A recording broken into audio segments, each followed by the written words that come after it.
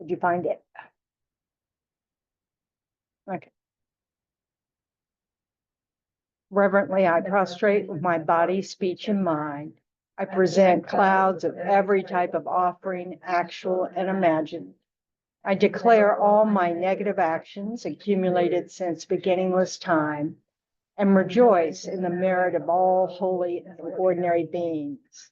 So just take a moment to just really just think about all the different kinds of ways that there are beings out there that have been helping other beings today.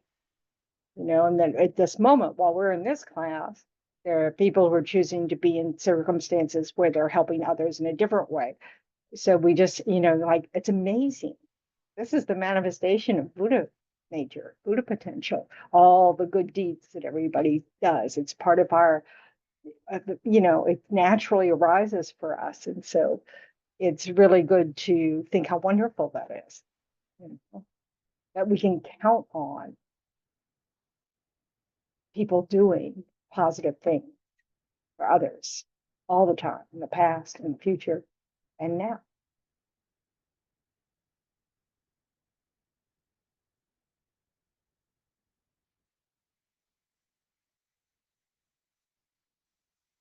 And then the next limb, we're asking teachers to remain until, and Buddhas, and whoever can help us, everybody who can help us, please remain until the end of cyclic existence and turn the wheel of Dharma for living beings. I dedicate my own merits and those of all others to the great enlightenment. To the great enlightenments when everybody becomes enlightened. So by dedicating in that way, we're protecting the positive potentials that will ripen in the future to not run out until everyone becomes enlightened and is free from samsara. So now I'll say the refuge of bodhicitta prayer on page 98.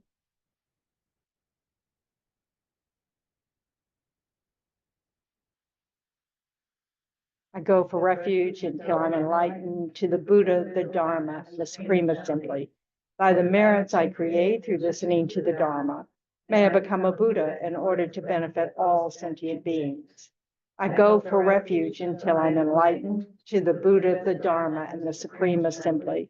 By the merits I create through listening to the Dharma, may I become a Buddha in order to benefit all sentient beings.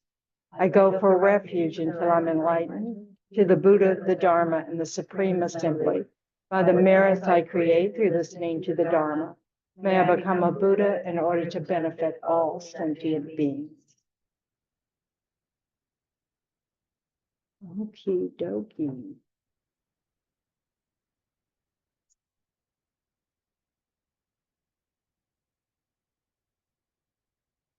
Are you hearing okay, Debbie? Okay. Hello, folks at home. Hi, Chris. Hi, Shelley. We were wondering if your picture was from Greece. Yes. That's nice. All right.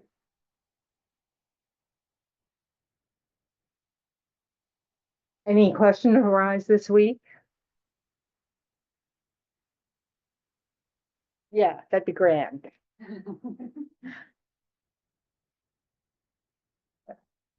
Thanks. Look.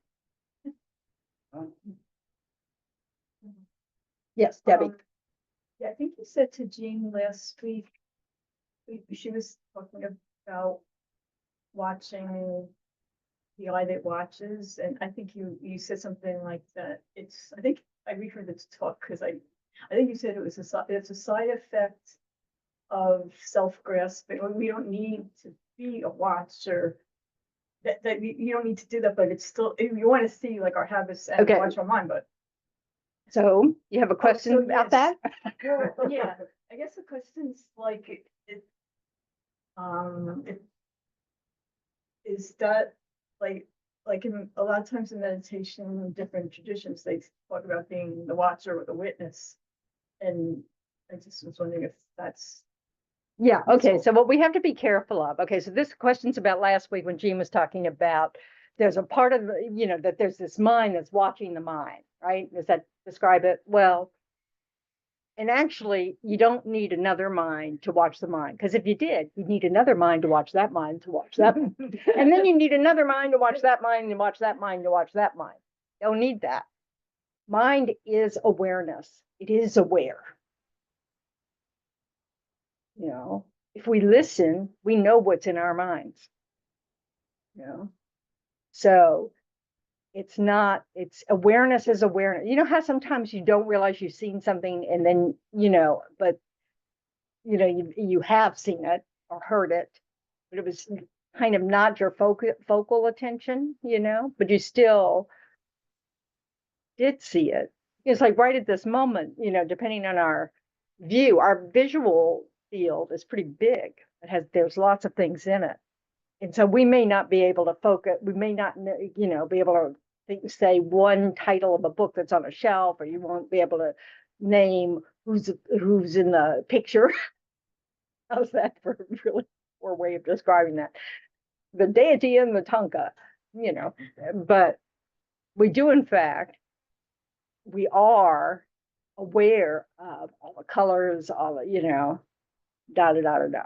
So, but what we focus on is what will go into memory. So this is that, how we talk about negative bias in the news, that we have a tendency to notice the negative, more to kind of, it's like our brain is totally trained that way to go to the negative. And of course, that's a safety device of trying to see if there's anything that's of danger.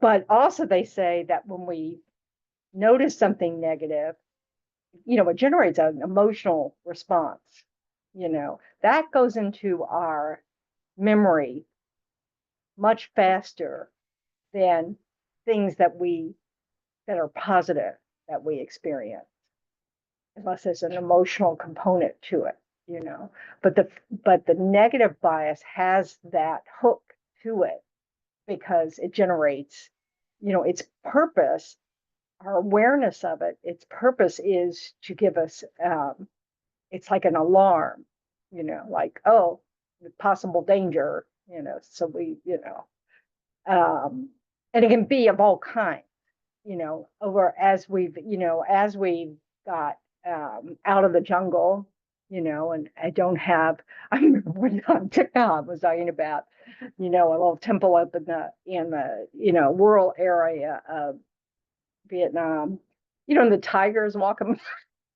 Like, yeah, I couldn't do that.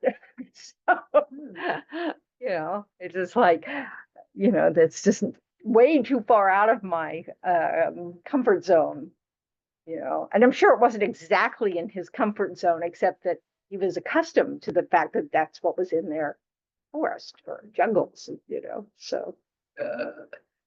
so anyway, but so this, that we really do have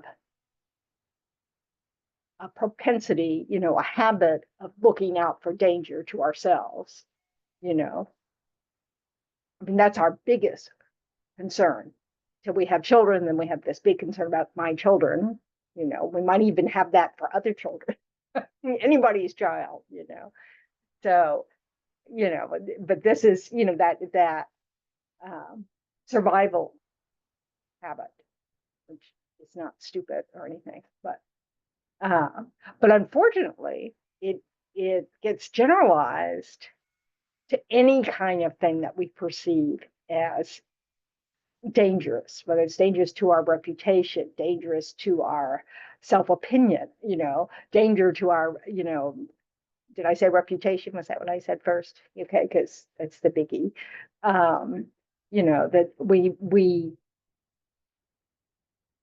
we're always on guard to anything that doesn't seem positive towards us, and so that habit can interfere, but that has nothing to do with the watcher thing. But it's just this idea that this brings us right to this point that about the self. This idea, that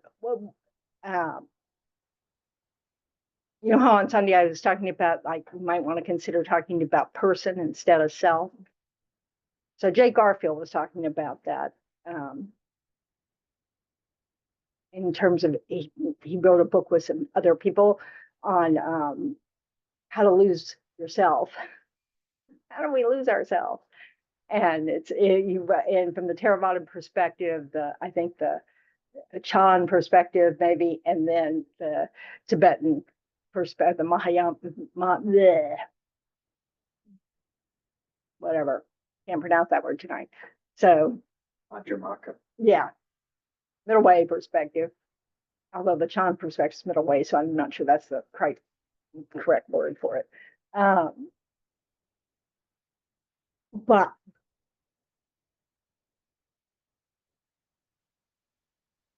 that we hold this sense of a self that's almost separate from the parts of the self, as if there's something, some core to ourselves that we kind of, it's that owns the body and mind, or that directs the body and mind, or gets overwhelmed by the body and mind, but that there's a core that's us, each of us as individuals, and we call it a self. And in certain religious traditions, it's called a soul, but it's a sense of this kind of permanent, unchanging thing. And that doesn't exist at all, according to the Buddha. There's nothing separate from the body and mind to be labeled anything but person or I or self. I mean, it's just a label. Yeah. Okay, yeah, but don't yell at me. I'll try not to. But the consciousness of me that has been from timeless, beginningless. But it's a different moment of consciousness. The consciousness you have in this instant is not the one that you had in the instant before. I wanted you to clarify that for me again, because that does come with us, though. It's eternal. It is not permanent. And your continuum of mind has always existed, but it's never the same moment to moment. Yeah, I mean, it's like, this is a moment of mine, this is a moment of mine, this is a moment of mine, this is a moment of mine. Each moment of mine and your continuum are distinct. It's distinct, but it's within me and gonna go with me. Who's this me? Is the consciousness. No. It means the name that we give to this ever-changing series of physical and mental moments. But we want to make it a solid thing. There's a me that goes from life to life. You can label a me in every moment, but that's all. I mean, what does that mean? Nothing. It's just a label. There's no meaning beyond that. This is a convenient label to your continuum of body and mind. I mean, it's good in language. I mean, it's convenient for talking. So the continuum of mind. Mm-hmm. Did not say more. There you go. That's all there is. That's it. Yeah, but it's not just of mind. It's a continuum of a body and mind. Yep. Mental continuum, not to be confused with mental consciousness. Yes, it is. Same thing. It's the same thing. Or mind. Mental continuum is not a thing. Or mind consciousness. All consciousness is mind. Right. So that's mental continuum. Yep. And continuum is not a thing. No, mind. You can't put it in a box. You don't go, oh, here I am. No, I put a lot of my mind in here. Yeah, no, you don't. My memories and Yeah, nope, you don't. Yep. Scrolling from what she said about like the me and what I was reading was that it appears that you have to like fully embrace, you have to make a decision I'm having a hard time struggling being a layperson or like every day. And what right, like you I'm a dive, nun every day. Yeah, I mean, I you understand that. dive in and you embrace it, or it seems like it's not it, or you're just going to be mentally frustrated. And one of the first things I read was that there was Lama, who is it? Yeah, she, Um, it was a guy who lived in a cave with his wife and two children. And I'm like, oh, it's on page 7 here. okay, that's a layperson. Yep. Okay. Um, is it Ladu Lama himself had been a Ladu, great master. The Lado mon, bleh. For the last 20 years of his life, he had lived in the cave. That's the by his wife and predecessor children. to Lama Zopa Rinpoche. Okay. Lama Zopa Rinpoche was a recognized reincarnation of the Lao Lama. The Lao Lama was a layperson. He was a teacher. Lama means teacher. Oh, okay. All right. So I guess I'm just struggling with how to live in today's world and still try and embrace some of A the spiritual path. yeah. Yeah, well, I mean, it's interesting because they did that Pew poll, I've forgotten what the whole thing, but they do a poll every now and then to see, how many people identify as Christian, Buddhist, whatever. And so people who identify as atheist or agnostic, blah blah blah. So basically, all the numbers have gone down in terms of organized religion, but the number of people consider themselves spiritual is high. So it's just so it's people, so it's really, yes, you do sort of have to make a decision whether you're going to live your life according to a particular teachings or not, just wing it. So you really do want to develop your knowledge and understanding of a particular teaching before you commit to it. Refuge is about having, now you've developed some confidence in this tradition, and so you consider yourself a Buddhist, but there are 4 things you have to believe in to be called a Buddhist. What are those 4 things? I've got it in here. Not a lot of help, is it? This life is suffering. So it's like all contaminant things are miserable. That's one way to put that. Life is suffering. It's not the 4 noble truths, but so the 4 seals of the Buddhist, all things are selfless. Is that 2? Peace. Is Nirvana is peace. nirvana. Peace. And there's another one, because as true to my form, if there's a list of 4, I can remember 3. All things are selfless. It's so sad. Everything is contaminated, but you said She that said that one. everything's All contaminant things are miserable. All contaminated things miserable. So what's a contaminated thing? I'm distracting y'all from the 4. And how do we get uncontaminated? We get uncontaminated by, first of all, cleaning up our actions of body, speech, and mind. That's one arena that we want to clean up. What does that mean? That means we abandon all the non-virtuous states of mind or negative states of mind, the minds that lead to suffering, basically. Then we try to cultivate all the positive qualities of mind and body and speech. So we're abandoning, all the negative, and we're trying to adopt all the positive.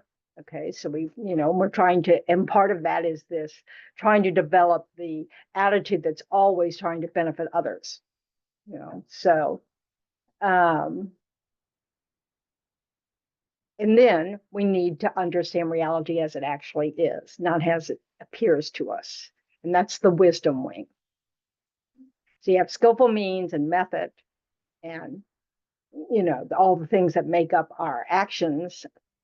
And then we also need to recognize that the self as it appears to us doesn't exist like that. And then the phrase no self comes from this Buddhist uh, assertion that there is no self at all. That the thing that we grasp after, the self-grasping that we do, is based on a fundamental mistake about how we exist. You know, and that's that permanent, concrete kind of thing that we hold on to. That's me, that doesn't exist at all. Santa Claus stuff. It's like Santa Claus. Yeah. It's hard to think that way. Yeah, It's hard to look that my way. mental suffering, like what if I can't pay my rent? You It's know? not that you don't suffer, but but who suffers? You're suffering in a series of moments. That's it. When that suffering ends, it's not that, oh, I am a suffering being. No, there's some event going on and you're suffering, but that will end. It's not permanent. I know it feels permanent, but it's not permanent, and everything about our existence is like that. Once you were a baby, you didn't even have to worry about paying rent. Somebody had to worry about it, but you didn't, so that wasn't a moment of suffering for you, but you got hungry and that was suffering because you didn't have control over taking care of the hunger, those kind of things. So we are just a series of mental and physical moments, and we're constantly changing. The person of this instant is not the person of the next instant. Just look at physics. So, Yes, I'm with you. It's like, I'm thinking about that book, How to Deal with Difficult People. Okay. And so if that person is different, this person from this moment to that moment, but What does that tell you? What does that teach you?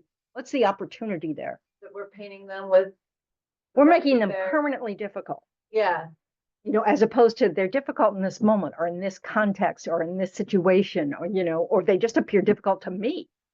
It's really coming from your perspective that you're labeling, that this person is difficult, right? Even if you can find others to agree with you, that doesn't make them this difficult person. What does it make them? ignorant. Because you're right, because your view of them is correct. See, this is the problem with holding this idea. There's a me here that knows. And that's not true. Because just like you, the other people around you are all constantly changing moment to moment. Now, is there some predictability about it? Yes. Cause and effect is congruent.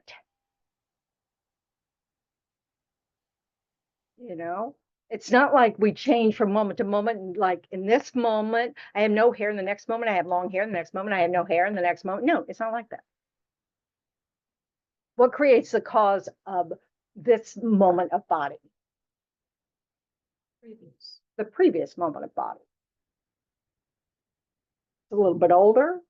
It has different electrons. It has different parts. And that's what we can't see. Because we don't have electron microscopes for eyes. Science actually corroborates all this. Yeah, absolutely. Yeah, absolutely, because it's absolutely true. Yeah, and our language really gets us in trouble. So yes. There is no absolute. No, that's why I'm laughing at myself. Yep. But this is what we're talking about. I'm sorry. The emptiness, right? No, okay. So there's reality, right? It has a conventional aspect and an ultimate aspect. Okay. The conventional aspect, here we are. Yeah. Okay. That conventional aspect changes moment to moment. Does the real reality one also No, changes from moment to moment? no. Don't yell at me. No. What is the aspect that is ultimate? What does that mean? Impermanent. No That's a intrinsic- side, that's a quality of it. Yeah. No intrinsic, Okay, what does that mean? nothing, is independently, doesn't exist independently, it's all dependent arising. Okay, so how do you describe conventional or conventional reality? What we see Wait. right here. Labeling and imputing for convenience, but what we impute They're a is dependent empty from arising. the other side. Yeah. Conventional reality, it's all dependently. Both dependent arising. Yeah, so everything's dependent. It's interdependent. We're all interdependent. In fact, we're all sharing electron, like, I shake my arm and these things move. And they connect with some air molecules or something, then I get some of their air molecules and blah, blah, blah. And so we're constantly changing, right? But we're interdependent. It's not like I'm over here by myself. This little discrete little person here. Not so little, this discrete person here, right? I don't like that at all. What would better describe me at this moment?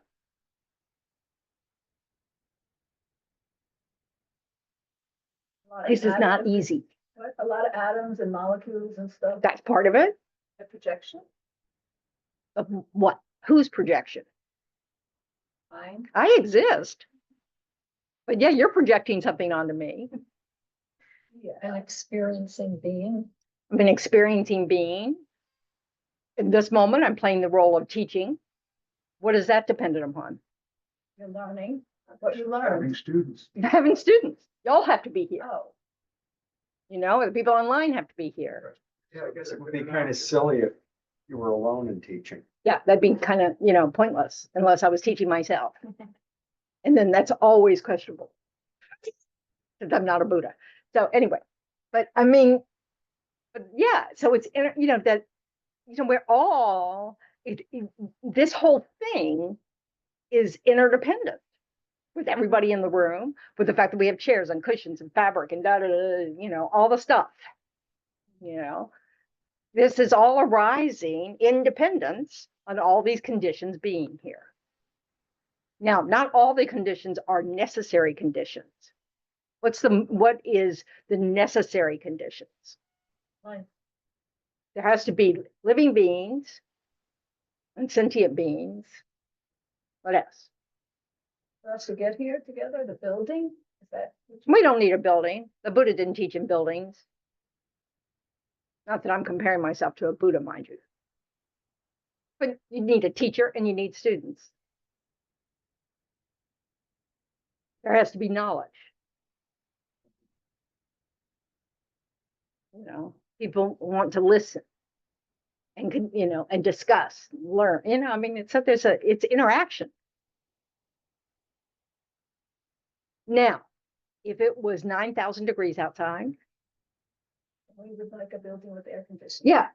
yeah, I'm not going to show up for that 9,000 degree teaching. Yeah, so Good condition. it's a condition. Some other teacher will show up. Not going to be me because I'm way too selfish for that. So, but this is the thing. So conventional reality exists. We call it conventional because it's all the labels we use, all that stuff is what we've agreed on by convention. And there's no more proof than that. I mean, it's not like, oh, I'm absolutely tenderin. No. I was a dependent arising, of the person who ordained me, who gave me that. So can you imagine all the causes and conditions had to come together for me to have that experience? Somebody had to ordain that person. And ordination had to still exist 2,500 years after the Buddha. I mean, I can't even go over all the conditions. I had to do something in order to have the merit to meet these conditions. Oh, wild. Anyway. But we have this sense that there's a me or a self that is separate from this body and mind. It's integral to this body and mind, but it is somehow over here in charge. So Garfield was using an example of a chariot because that's the traditional example, is how to explain the dependent arising chariot. So he says, okay, so you need a chariot. So you order it from Amazon, right? So what arrives at the door? Does a chariot arrive at the door? No, it's a big box of parts and a little link to the website or YouTube you have to go to that probably won't work, but that will have instructions on how to put this thing together, right? So the parts of a chariot are not a chariot, are they?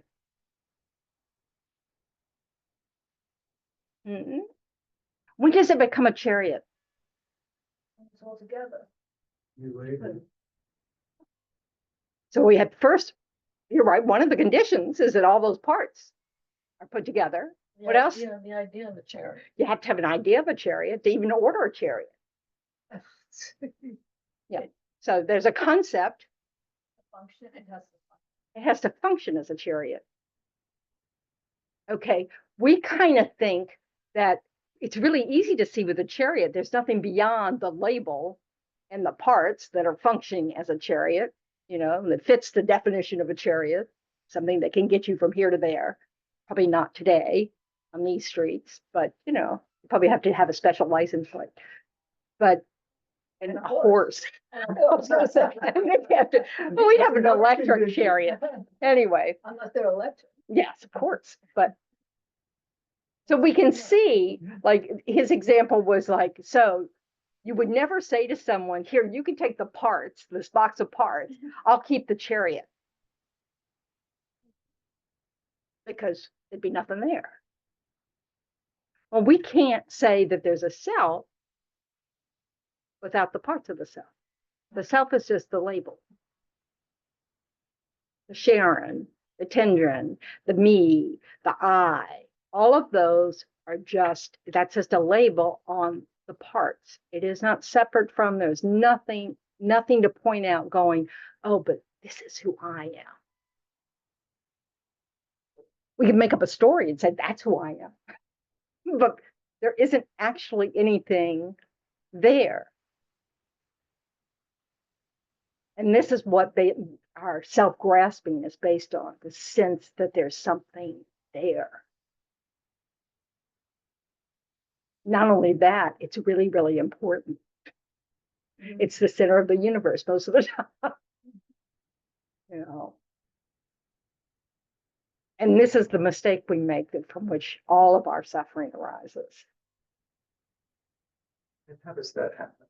The suffering part? How does the suffering arise From from not seeing things as they are? Think about what happens with it. As soon as you have an idea of self, what's next? Separation from everybody else. Now you have us and them, me and you. Okay, does any suffering come from that?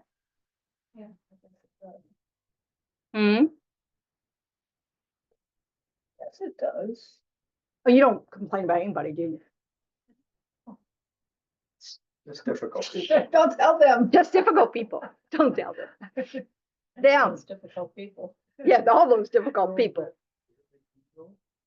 Well, you could call it an ego, but again, we think ego is something over here that we've got.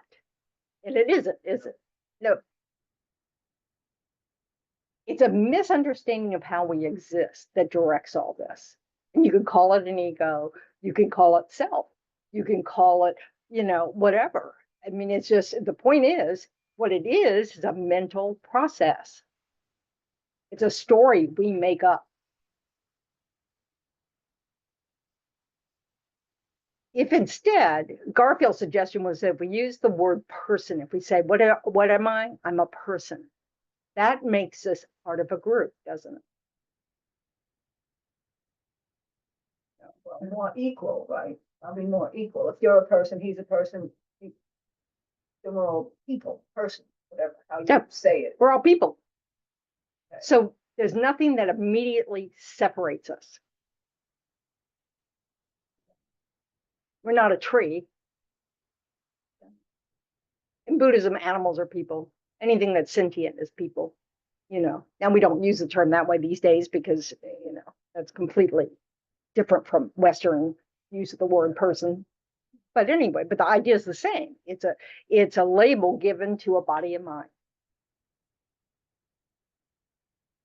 And it seems like we want to be right, we want to, like, all the stuff that we want to be praised, like, all that is born. Out of this sense of self, out of this sense that there's something separate that makes us who we are. This is tough stuff. It is very tough stuff. Don't think this is simple. Yeah. So I was reading this and there's a part where it says that you've been cheating yourself. And is this belief of self us cheating, basically? Yeah. That's where our suffering arises from. That's the basis of our suffering. One of the aspects that's difficult is we're so afraid we'll cease to exist if we don't believe in that self. Fear arises. I'm not going to exist if there's no self to hold on to. I mean, that's where all of our fear comes from, right? It's this reaction to danger that might mean that we might be in danger of not existing. You know?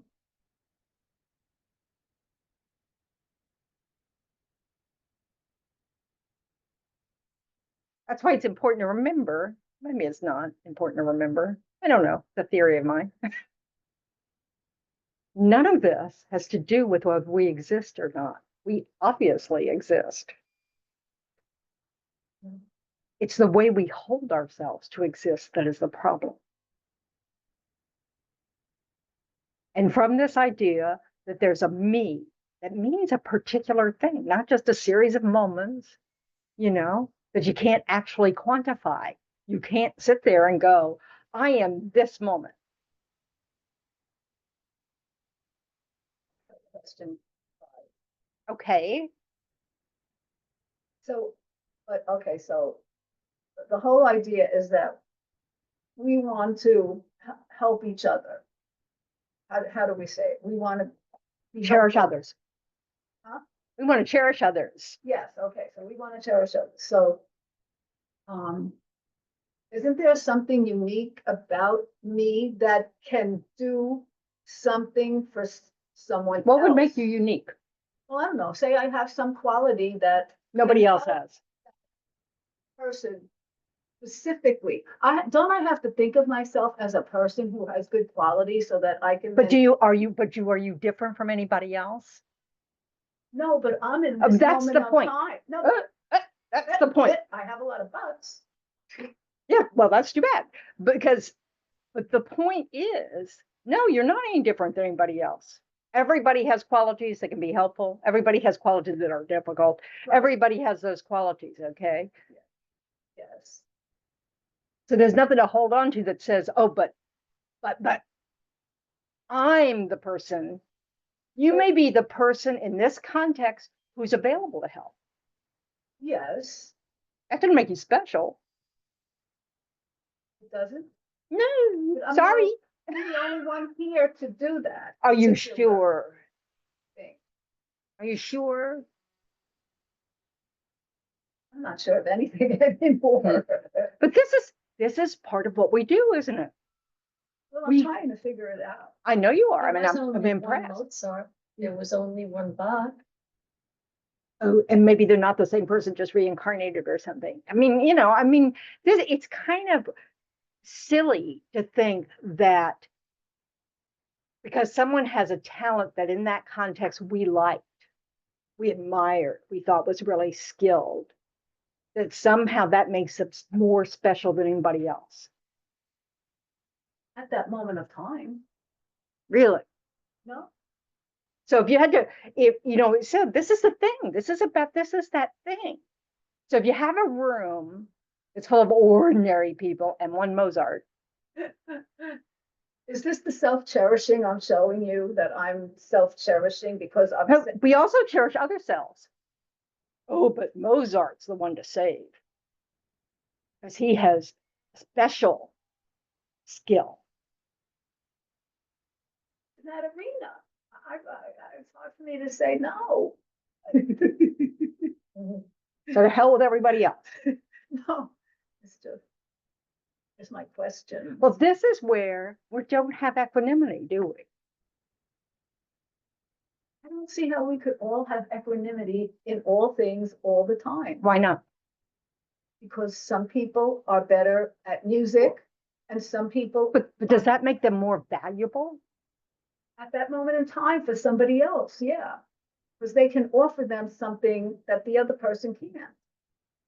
No, I don't know, but that's, that's just. What does being I don't know what you call it, an expert musician, what's the cause of that? Genius, yeah. He was a Well, genius. He was born with, that ability. What do you say? Think about karma. It's like winning the lottery. But not everybody likes Mozart. So it's Yeah. not, Well, that's okay. what, So what makes, but the point is, so all of respect our everybody between quality,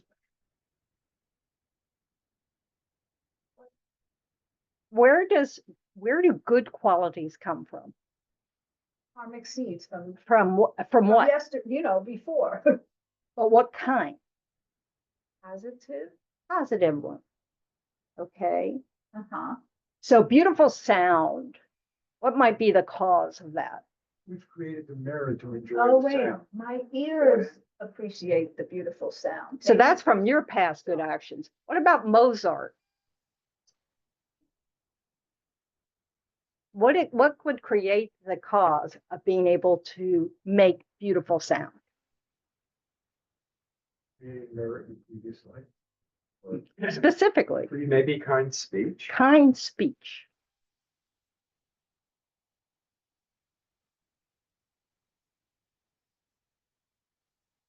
And so then he was able to communicate this beautiful Mhm. talent. To people who happen to like it. So it's not by himself, is it? What else has to happen for that beautiful sound? Somebody else has to hear it and think it's beautiful. I mean, it could be Mozart himself, but it could just be, And what creates the cause for those other people who hear it and really love it or moved by it? What's the cause of our pleasure? What's the cause of our what? Pleasure. Pleasure? Being a good listener and previous. Well, I mean, it's from Some it's merit, some it's some merit, it's some positive action in the past. So we're interdependent, aren't we? We don't even have things to enjoy unless there are people around to, you know. Yeah. It isn't, we're not isolated. We're not these individual little units going around, hopefully bumping into other ones, the ones that we prefer. We create the cause to have community. Some people don't create the cause to have community. As a country, we're not particularly good at it. So all the people born in this country, not all. Do countries have karmas? Yeah, I mean, it's collective karma. It's not really the country, it's the people who live there. Are, and that changes. Because our good karma exhaust, our bad karma exhaust. So you could be going along, fine and dandy, and then you lose everything in a flood. At that point, my good karma. Has run out for all those resources. Yep. But you've also exhausted a bad seed if you've lost everything. Yep. Yeah, big deal. I just- Still lost everything. You still lost everything. But it's all related.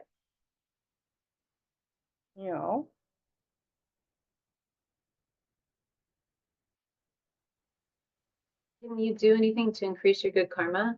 You behave yourself.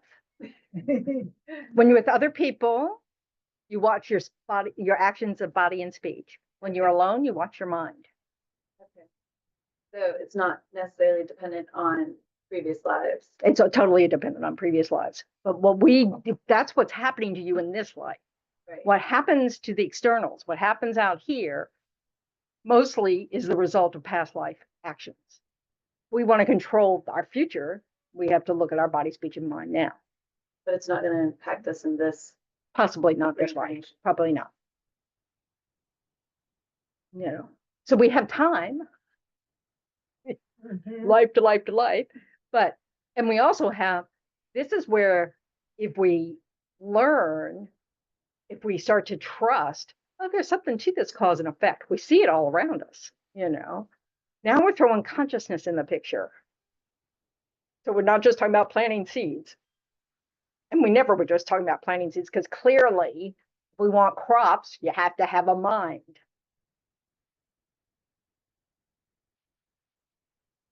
So the whole saying of like, oh, karma will catch up to them. That's really not. What's true is just, but it'll be in another life. It's not instant. But there's a lot of things that are. You can't get a college degree if you don't go to college. Yeah. But you could go to college and still not get one. I mean, it's not a guarantee. It's just that, it could be, it's one of these causes and conditions thing.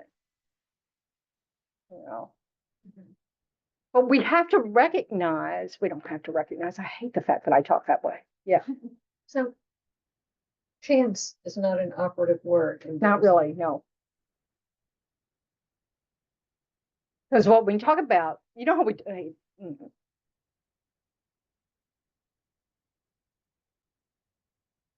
we talk about the parameters sort of this life, kind of determined at the last moment of the last life. So you have this, this throwing karma that throws you into the next life. That happens at the time of death of the past life. So then you're thrown into the next life. There's a little intermediate state in between. But what ripens has a lifespan to it. You can also have an untimely death that shortens your lifespan, but you still have leftover life, which means you might be born in a future life and only live 20 years because that's all you had left from that karmic seed. Only Buddhas know if that's what's going on. We can't know that, because it could also be an untimely death.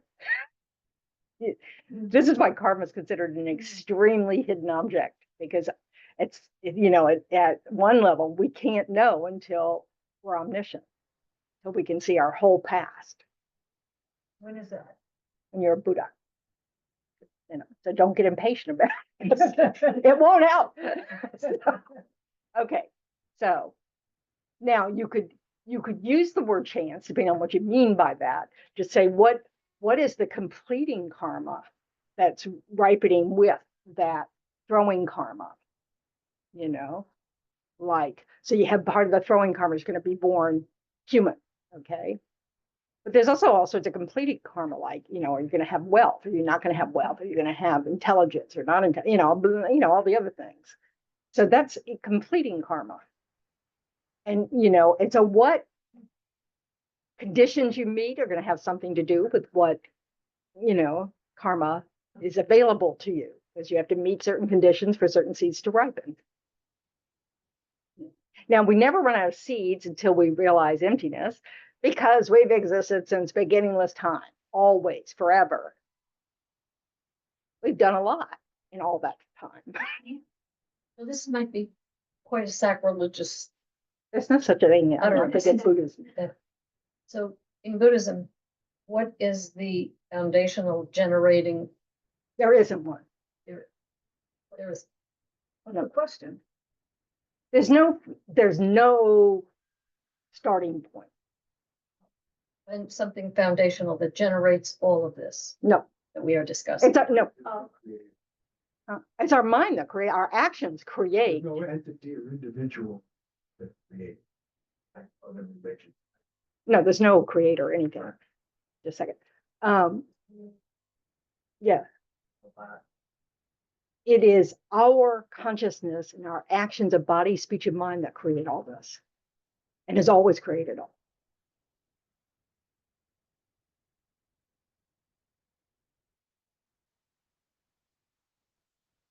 That's why I talk about how all the positive things you experience, you created the cause for that.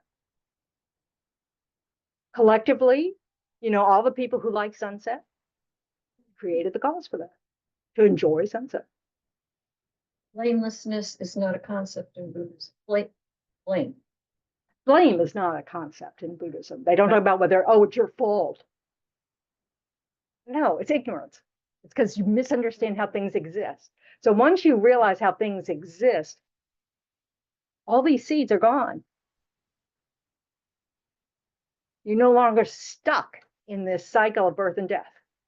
You don't cease to exist because the mind's, Two things. Previously you talked about the Big Bang. Mhm. But apparently it seems like that's not really true. now there is a Big Bang. It's just not the first Big Bang. Just Oh, beginningless time. beginningless time. Okay. Second question is, my limited mind thinks that I'm gonna be reincarnated in the same world. But Yeah. but the world's gonna die of like Right. So climate that change, can't be true. right? Or just So- time. So All universes go out of existence. so I could be in a different planet and different universe when I'm reincarnated. Absolutely. And the people that are going to be here suffering from climate change just had bad karma. at No, that time. but they're all of us here, right at this moment, created the cause to experience a changing climate like this. Mhm. Now, the irony here is you think about all the gas and oil moguls that are already dead. It was a positive thing for them. I mean, the fact that they were oil and gas moguls, because they died before climate, before this mess. So they didn't have that condition in this life. That's all. One life. Blech, gone. Nobody. Just you happen to be straight in front of me. I'm looking at you. That's the way. You're gonna get yelled at. I know. No, it's just that you won't necessarily be right. I'm not in Catholic school anymore. Well, listen. There's no blame and there's no guilt Yeah, there's in Buddhism. right. Yes. It's a Which is- recognition that an action isn't skillful. It's going to that harms others, harms ourselves, and going, I don't want to do that anymore. Yes. Okay. It's a recognition that some actions are beneficial to self and others. Oh, I want to do those more. Yeah. And then trying to understand how we actually exist. So part of this talks about meditating, and it says, but it is extremely important to check and see if whether meditation we do is an actual remedy for our suffering. Does it eliminate the delusions obscuring of our mind? Does it combat our ignorance, hatred, and greed? If it does reduce the negativities of mind, then it is perfect meditation, truly practical and greatly worthwhile. If on the other hand, it merely serves to generate and increase our negatives, such as pride, and it's only the cause of suffering. So I'd like to know how to, like, what. Well, that's why you have to study and you have to, that's why we have guided meditations to learn techniques that are supportive. And then we also have to develop self-awareness where we're looking to see how is my mind reacting to this? We have to check up. Oh, am I now thinking how great I am because I can meditate and not move? Da da da da da da. And that's not a good mind to have. And by meditating with the hope that I'll have a peaceful, blissful experience, that's also not a good one. Meditation's work. And so not having expectations and just doing the work is what we need to have an attitude about, having equanimity about, well, whatever happens, may I learn from this? May it help me benefit others, that kind of thing. You know, because what we tend to do is if we have a pleasant experience, what do we do? Want to do it again? Yeah. And then if we don't have that experience the next day, we're kind of disappointed. And what can that lead to? More disappointment because we're strengthening that thought. What's likely to happen? You drop the practice. Oh. You quit practicing because you have an expectation of a certain outcome and you're not getting it. So what does that feed? Negativity. Well, it also feeds that attachment craving. I'm not getting what I want, so I'm not going to do it anymore. You know. So in the circle, you know, this is how we feed it. Bad habit. All of it's bad habit, you know. And this is why we have to learn, and that's why we have to practice and be okay with like, oh, that didn't go so well. You know? And then you go, why do I think it has to go a certain way? What do I mean by go well? You know, oh, that I like it. Oh, that's a trap. You know, we have to do this kind of reflection of recognizing when we're actually feeding this sense of getting what we want, as opposed to, oh, I really learned something here. You know, that wow, this is really hard to think about. There was a quote, something about wisdom and tolerance. And I think because I was Christian, like Jesus says, turn your cheek, right? And be tolerant to the other person. So instead of saying like leaving a relationship because it's just not healthy or what's the line between protecting yourself and being tolerant to another person? Well, there is nothing that says you need to be harmed. You know, tolerance and means that you don't judge the person, first of all. Mm-hmm. You know, those difficult people you're talking about, they're just people. And they do actions you don't like. Some actions harm us. It's okay to remove yourself from that. You know, there's nothing in this that says you need to, you know, accept whatever harm comes your way. Well, when you're a bodhisattva, maybe, you know, but bodhisattvas don't really suffer. So, hey, easy. So, you know, it's this idea that tolerance means life is hard. Suffering's going to come up. And so when we need to watch our patience level, you know, and kind of go, oh, I'm just being impatient. Well, we're creating our own suffering there, right? Mm-hmm. That's different from getting out of harm's way. The truth of the matter is, when we're impatient, generally nothing's harming us. We just don't like it. We have to wait. We caught the red light, or we didn't, you know, whatever. I mean, it has nothing to do with someone actually harming us. Then we want to work on it. So that's where we start. We start with the little stuff where we're not really being harmed, and we learn to tolerate the discomfort we feel. Who's harming us? We are. It's our attitude of mind that's causing us to suffer. I shouldn't have to wait. I'm in a hurry. Blah, blah, blah, blah, all that nonsense. So then once we've built up that kind of tolerance, then we can actually start to tolerate when someone's like words are very hurtful, you know. I'm sorry to stop you in mid-sentence, but Well, then don't. No, but because those words that are coming at us, we're interpreting them in a certain way. So, and we're wrong.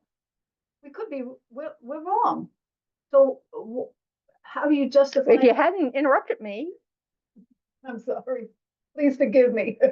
I do. I'm guilty. Okay.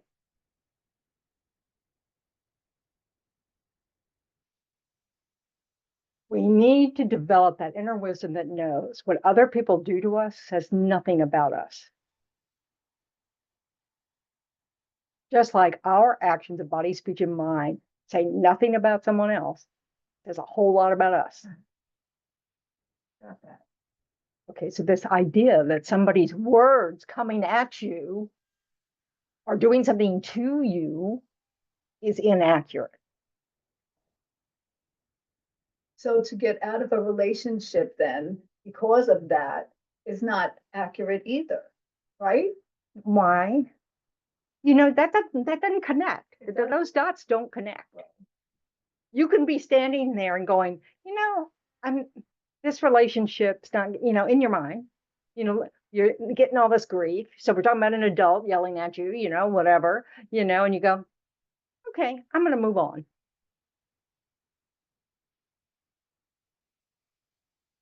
There's nothing wrong with that.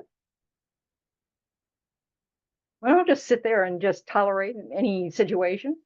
I mean, we tolerate it in the sense we don't get even. We don't hit them back. We don't yell at them back.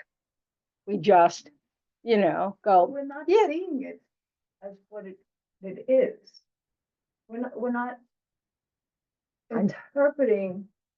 No, they're going to be trying to hurt you with their words. We don't have to be hurt by words. What about an innocent child? What an innocent child. But a child that's yelling at you, that should say your child. No, I know, you're not talking about that. I'm talking about that. As a parent, don't you have to respond to that child yelling at you in a different way that you would your partner yelling at you, or a different way from your friend yelling at you, or your boss yelling at you, da da da da. Context matters, doesn't it? And guess what? We usually interpret someone's actions differently depending on the context. They could be saying exactly the same words, but in our child, we'd be going, oh, something's wrong. Something's going on here. The people next door, you hear through the window yelling at a child. Yeah. So what is your point? That's an action you're supposed to abandon. So clearly, when we yell at others, that's not an action we want to continue. So what are you Our asking me? role as an observer of that, Well, it depends. to intercede. Yeah, sometimes when you do that, you're going to everything's going to escalate and someone's going to shoot someone. Other times, you might be able to intervene. You're skilled at it. You're able to intervene. You might chill the whole situation out. Of course, we should intervene if we have some ability to do that and to chill things down. We also want to have the wisdom, no, I'm making this worse.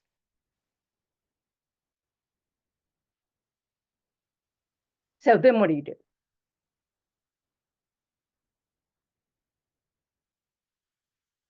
Well, we can't. 911. Yeah. But that's an action you take also that you don't know the repercussions of. That's correct. But it doesn't mean we don't stand by and just say, look at that karmic relationship. He's going to shoot her. Too bad. No, we're a community. We want to not only have compassion for the person that's about to be shot by the person who's angry. We want to have compassion for the person who's angry and stop him from shooting someone he's going to have terrible karma from that. I notice I'm already assigning gender. No equanimity here. So, but, I mean, this is the thing. If we can understand that we are seeing a sliver of what's going on in any given moment, because all these causes and conditions have come together. We can only, what we so often do is we take that sliver and we judge an entire person. Now, we may have to intervene, we may have to act, we may have to get out of the way, all those things, but we go beyond that and we go, that person is bad. Throw them in jail, throw away the key. That's the mistake we make. We see slivers of individuals and we put them in a box.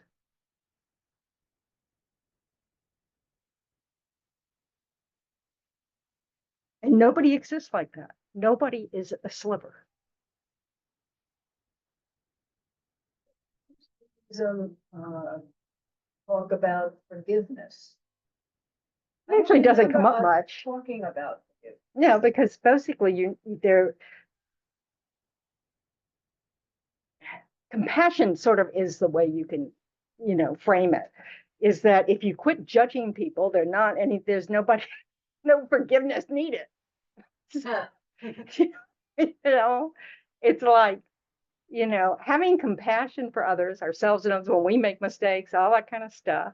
We also, you can use that language. We need to forgive ourselves. But the only reason we may need to forgive ourselves is because we've put ourselves in a box. I'm only this.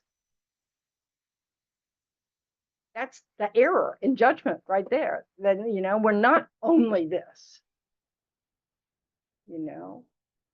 Now, some people cannot move on, and like say somebody, say you have an abuser in your life and they finally clean up their act, but that doesn't mean you ever have to spend a day with them, a minute with them. You don't have to put yourself in there to see. Life is not a test. It's okay to decide not going there again. Even if they're, that's all right. But you have to know that you're basing it on your past experience. It has nothing to do with that person. You don't know what that person is going to do in the future, but it would be, foolish to stick around to find out if they haven't had any help, if they haven't done anything. But, there are couples that survive addiction. There are couples that survive these things because some interventions happen and behavior is stopped. But they don't all survive. That's okay too. Like say a married couple and their child runs in the street and gets killed by the car, and how they say, well, you didn't close the gate, Right. and you're supposed to be watching him. And If we could just see each other as people and not as perfection. People make mistakes. that would take a lot of compassion. Yeah. And don't you need it? Aren't there times you wish somebody be that compassionate towards you? We want to learn it for others. And the truth is, if we would see ourselves as part of a group, of a we, instead of you and me, all that stuff, then when something like that happens, the people would grow closer because they've just shared a loss that's inconceivable. Ideal. Yeah, but that's something that we can create a mind that can go that way. If we aren't already there, when that happens, it's not going to happen in that moment, obviously. But if we are already there, some people respond to family tragedy in that way. They become closer. Yeah, that's just practice.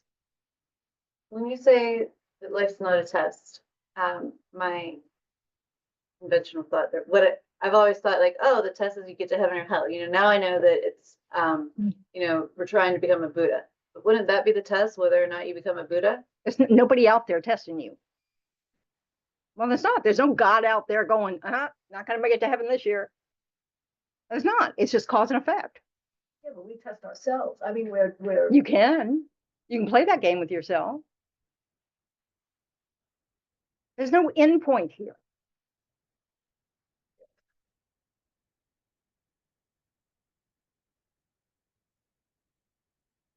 If I sound stern, it's because I'm responding in kind.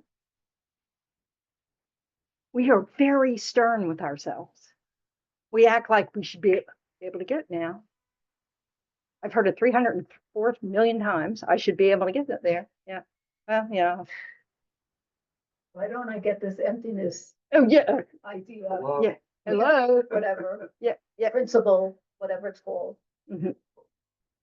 It's how things exist. You could call it a theory, but it's, it's It's what the Buddha said is how things exist. How did the Buddha decide that that's how things exist? It was his experience. He experienced how things actually exist. So I'm even trying to label some of this stuff, Which is what we do. We have the habit of labeling, but we go beyond the label, don't we? Then we go, and you are that.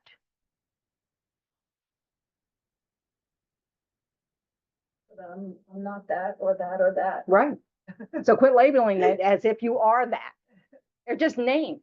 They're just moments. And we can choose to be different in the next moment. You know, and it takes practice. You know, especially with strong habits. And habits about self-preservation are very strong. Habits about, well, you know, you get to know your habits. You know, some people respond in anger, other people withdraw. Both are habits that aren't necessarily skillful. You know, so, you know, we have to look at our habits and recognize that strong habits have been around a long time for them to be that strong. So we have to be patient with ourselves. Well, yeah, it's our habit of mind. Nobody else has to be patient for us. I mean, we can't control that part. All we can control is our part. And if we practice impatient with ourselves, what are we doing? Strengthening that we share with other people. Yeah, To we're be strengthening the that way. habit of impatience. So there's no need to treat ourselves that way. If we're trying to abandon it, period, you know, we can't abandon it if we keep doing it to ourselves because we're practicing the habit. And we, compassion practice Mhm. starts with ourselves. Absolutely. All the practices start with ourselves. I mean, it's in the sutras. And begin with Inside yourself. It's an inside job. It's an inside job. Exactly. Exactly so. Borstein said that. I don't know. But it's definitely an inside job. I mean, this, yeah. You were saying, going back a little bit, but like you could get, well, you didn't say the word attached, but like you want to prolong a good meditation, like you want it to occur again, like to, that itself is, Feeding the habit The of habit. getting what you want. do you think there's moments where there is a real, like a genuine letting go that happens in meditation? It's not just like you're getting what you want kind of piece. But Yeah, there'll be a genuine letting go, but the only way you know that is if you don't grasp for it to happen tomorrow.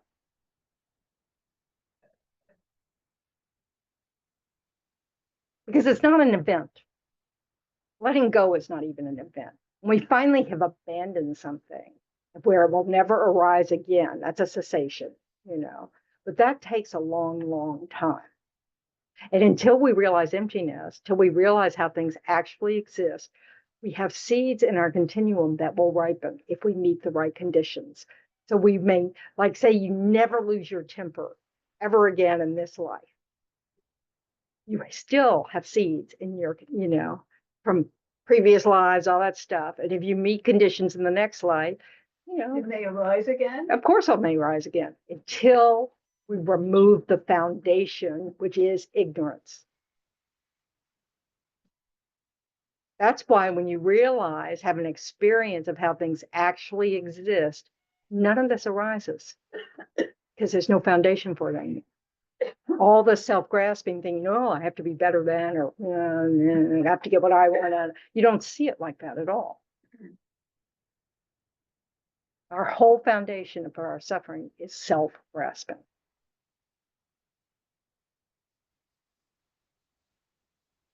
Yeah. It just seems like ignorance and emptiness. So like there's nothing to know almost. What does emptiness mean to you? I haven't got there. Well, then that's why you think, yeah. Okay. So understanding what inherent existence is and that there isn't anything that exists like that is very tricky because, I mean, part of it's a piece of cake. You know, we all know that this isn't inherently a cup. All sorts of things had to come together to produce a cup, right? And it will go out of existence, right? It's not a permanent cup. it's, but what, to, let's say a rhinoceros. This is not a cup.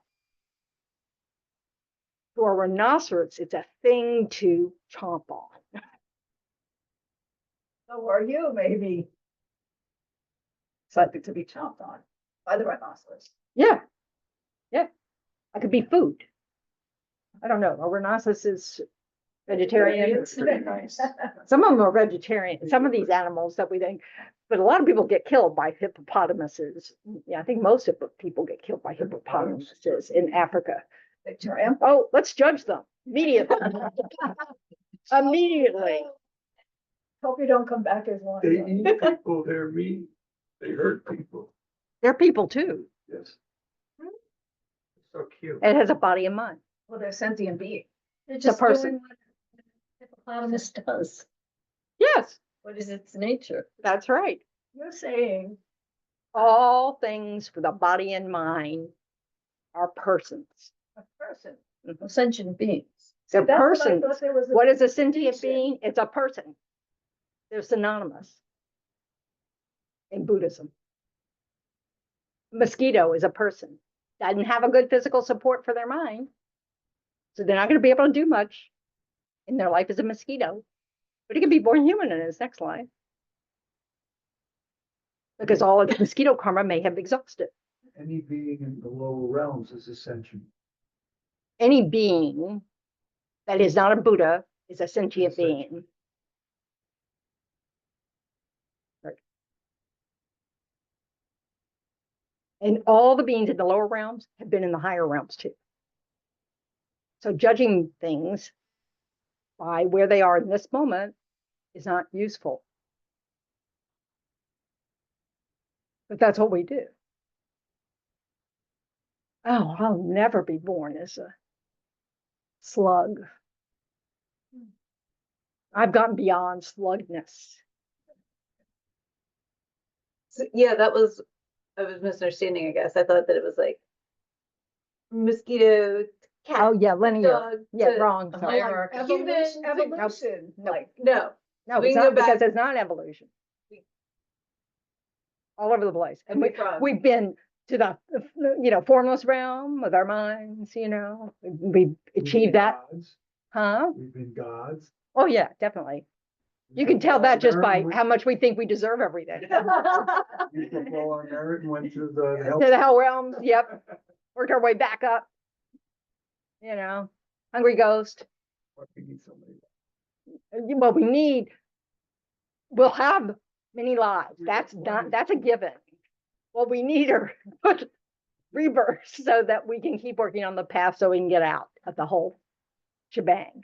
We won't cease to exist, but we won't be stuck in this experience of loss and death and aging and illness and loss and more loss and loss and loss and loss.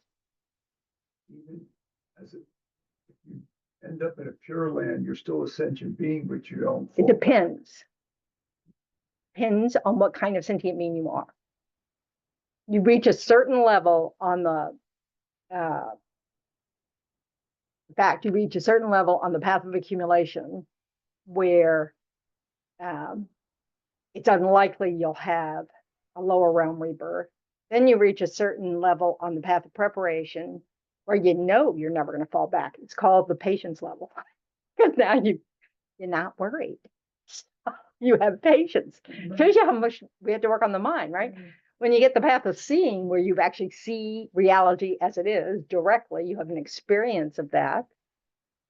You start this process of removing all your afflictions that are arising from that ignorance. You perfect basically your wisdom, and then you're liberated, and then you're on the pure grounds.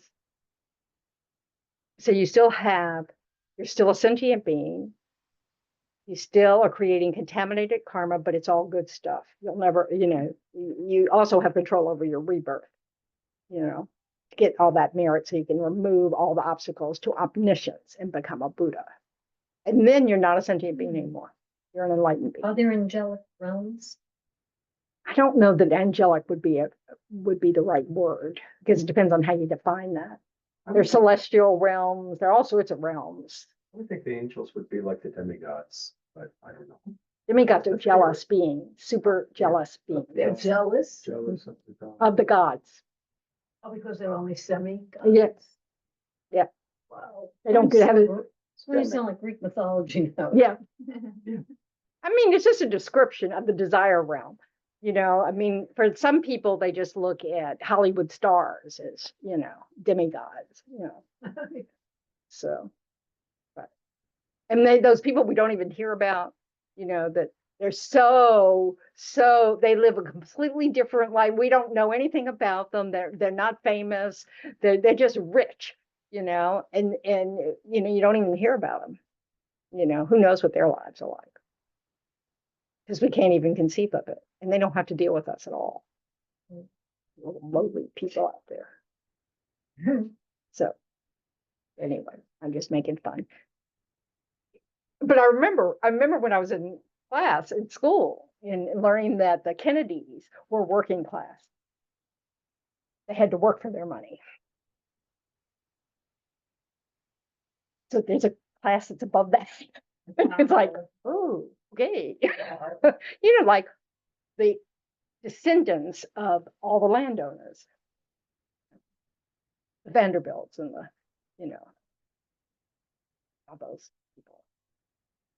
There's not a lot of them. I don't know why I say all those people. It's a very small group. But anyway, but the point is, you know, it's just describing different states in the desire realm. And the desire realm is what creates why we're so craving and grasping is our biggest issue. Because our biggest habit of mind is desire. We desire to be, you know, close to what we want, what we like, and to have it as much as possible. And we desire to be separated from everything we don't like.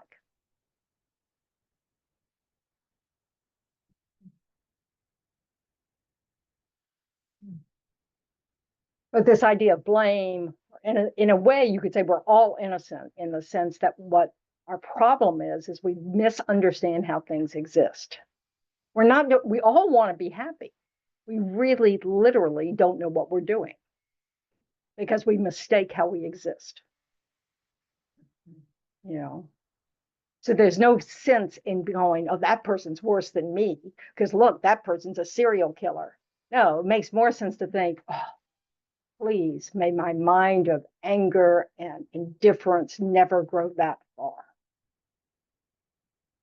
You know, let me catch that at this stage so I don't become that in some future time. You know, so it's a matter of really looking at what kind of mind is that? Oh, I have a mind that could be the start of that. You know, and it just takes a lot of time to get there, but I don't want to head that way. So let me interrupt it now. That makes sense. But this, I mean, Buddhism's a whole world view. So it's, you know, it's not something you can learn quickly. And it's certainly not something you can just accept quickly. You know, especially, I mean, we come from a culture that has a very different view of the world. You know, this idea of life after life is not even something we're familiar with. Whereas in other countries, many of their traditions hold that view. So that part they don't have to struggle so much with, although they may still struggle with it. I'm sure at the time of death, just like us, they're going, no. You know, so, right. Okay, what am I looking for? The book. I know it's hard work. It really is hard work. So we just have to, you know, that's why you start. The most important thing to do when you're a beginner is to look at what you want to try to abandon and why, and start thinking about, oh, why is an impatient mind so dangerous? You know, does it really lead to hatred? You know, you know, you really want to look at those things. What is compassion? You know, really do that, because those are things you can work on right away. oh, do I really make myself suffer when I start to, when I, you know, make up a story about something and keep feeding it, tell all my friends about how angry I am at so and so, so I can just keep that argument going, So, we can see where we make ourselves suffer and we can change that right away, not perfectly, we'll make mistakes. But the more we think about it and have reasons of our own to say, yeah, I really don't want to act like that. I am so tired of having to go to someone saying, I'm sorry. So maybe I should just not do that to begin with. So, all right, so let's go to page 235. Oh, I have to share my screen. Share.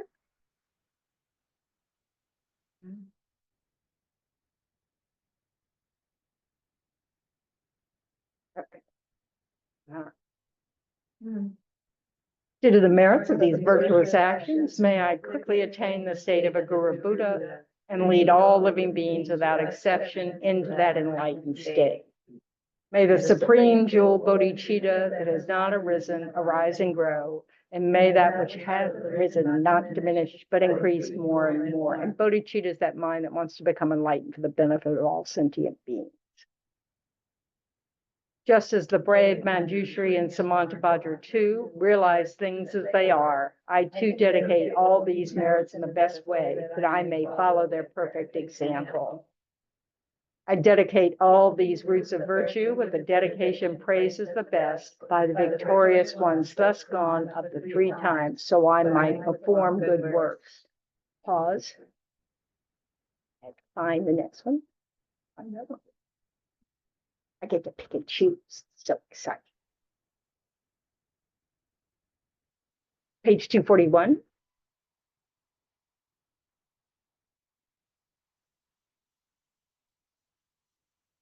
Because of all the merits of the 3 times created by me and all the Buddhas, Bodhisattvas, and other sentient beings, may there be no wars, famines, disease, quarreling, fighting, or unhappy minds. May there be great prosperity, and may everything needed be easily obtained. May all the human beings in the world be guided by spiritual leaders teaching only Dharma, and may everyone enjoy the happiness of Dharma. May everyone have perfect conditions and have only compassion and love for each other in their mind streams. And may they only benefit and never harm each other. And then the long life prayer for His Holiness, page 246, 44.